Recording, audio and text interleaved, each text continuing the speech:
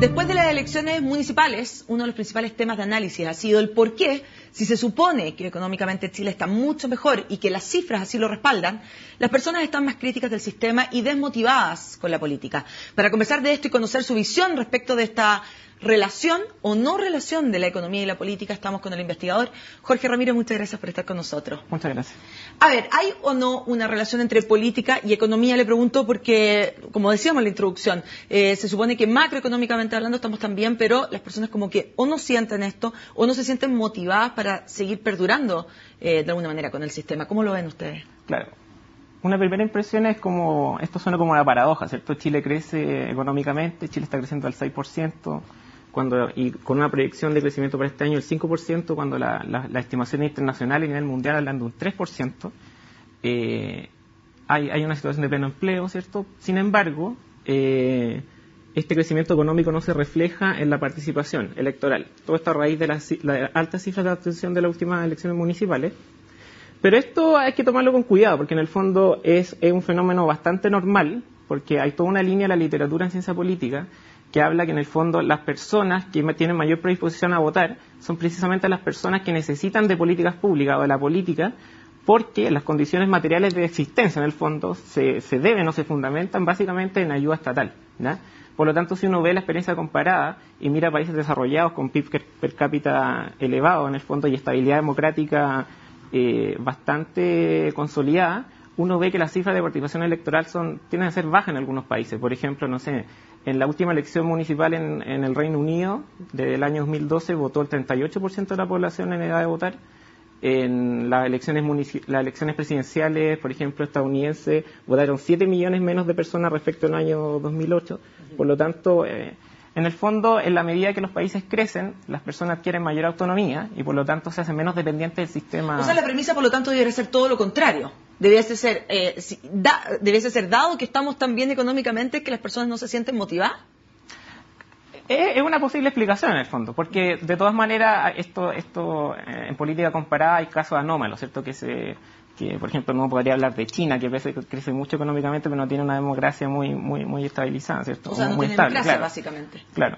Pero en general, en el fondo, las voces alarmistas de que en Chile hay una eventual tesis del descontento generalizado, una postura revisionista del sistema, precisamente hubiese detonado todo lo contrario en el fondo, una alta participación electoral. En el fondo, si uno ve la historia política de las naciones, cuando las sociedades son muy revisionistas del sistema, tienden a votar de manera masiva. Basta un poco recordar lo que pasó en el plebiscito acá en Chile, donde votó el 88% de la población en edad de votar, o lo que pasó, por ejemplo, en Venezuela, donde con voto voluntario votó el 80% de la población en edad de votar, porque precisamente ahí está en juego el devenir del país. La gente siente que en las elecciones se están jugando dos visiones de mundo, de sociedad, ¿cierto?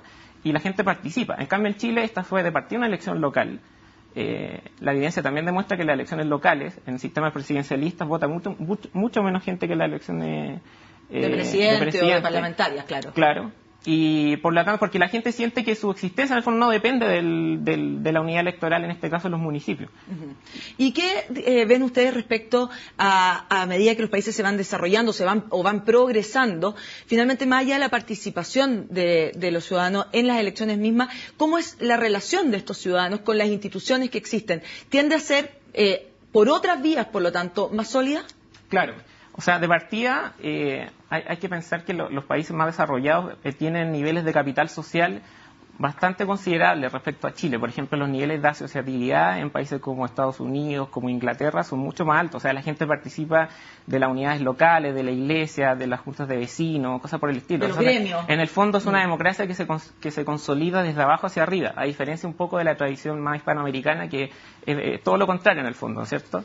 De hecho, en el fondo, las democracias anglosajonas, de partida, son un instrumento de límite al poder, ¿cierto? En el fondo, la gente ve a la política como una manera de resguardarse del poder político, para propender a generar un sistema de libertades. Entonces, es una manera distinta de comprender el ¿Y ese es un tema que tenemos que empezar a analizar y que creen ustedes que, por lo tanto, va a empezar a pasar en Chile, eventualmente, debido al cambio del sistema de elecciones? Es probable, y sobre todo con el voto voluntario, las elecciones a seguir, por ejemplo, si uno ve también la experiencia comparada, es que los electores que se movilizan, que votan, son los que tienen mayor intensidad de preferencia. Y cuando hablo de intensidad de preferencia me refiero a que en el fondo son determinados temas que logran encantar a la ciudadanía, y obviamente la gente se siente más próxima a temas que son de interés local, que afectan en el día a día su... Entonces, a ver, con esto tendríamos que pensar que eventualmente una campaña política o alguien que quiera realmente influir en las decisiones políticas o de la sociedad no debiera estar tanto pensando en números económicos, macroeconómicos me refiero, que el empleo, que el IPC, que el IMASEC, etcétera. No, lo que pasa es que en Chile sucede algo extraño, de que en el fondo la ciudadanía no ve, o en el fondo siente que el desarrollo económico está dado, ¿ya? Por eso no se lo atribuye al gobierno, a la gestión de este gobierno en particular. Eso quizás por falencias comunicacionales, esos son otros temas, sí. Claro. Pero en el fondo a la ciudadanía no atribuirle el éxito económico a esta administración. Busca otros temas, ya que también es muy propio de los países desarrollados en el fondo. Si uno ve los países desarrollados, los temas que marcan la agenda pública son temas, lo que se conoce en la literatura como temas de valores postmaterialistas. Es decir, la gente ya no se preocupa tanto de las cuestiones básicas como, no sé, el servicio de salud, la educación, sino que piensa, no sé, medio ambiente. Claro, o sea, esas otras cosas ya las siente como necesidades dadas, necesidades básicas ya satisfechas. Sí. Por lo tanto, no me hacen la diferencia. Claro. Y lo que sí eventualmente me hace la diferencia o son estos temas más valóricos de alguna manera. Claro, son temas que son postmaterialistas en el fondo, que no pasan por las condiciones básicas de existencia, sino que pasan por el desarrollo más humano de la persona, en el fondo más...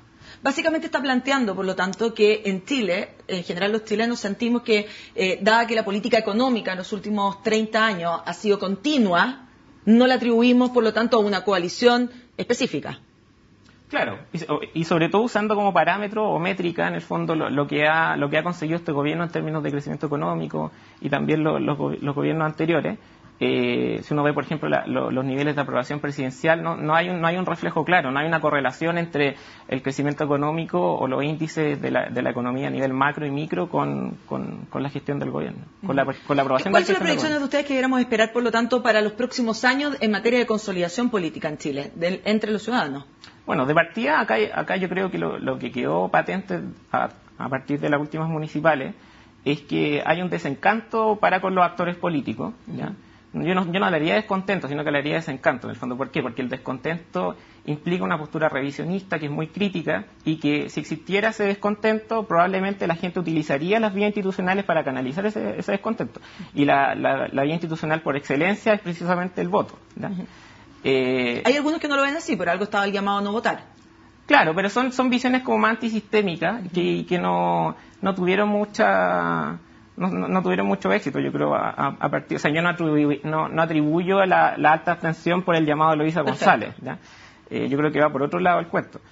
Respecto como a las señales hacia los actores políticos, yo creo que, bueno, hay que comprender una nueva forma de hacer la política, de enfrentar las campañas, que logre, en el fondo, llegar a los electores con mayor intensidad, con nuevos contenidos. Vimos que las palomas y todas estas formas tradicionales que apelan al padrón antiguo no se ajustaron a esta nueva demanda política. Y en el fondo, claro, si uno hace las cosas de manera similar, no tiene por qué esperar resultados diametralmente distintos. Claro. Muy bien, Jorge. Muchas gracias entonces por esta conversación que toca la política y la economía. Gracias. Con esta entrevista entonces terminamos este primer día de la Semana de Agenda Económica. Como siempre, los invito a seguir junto a CNN Chile.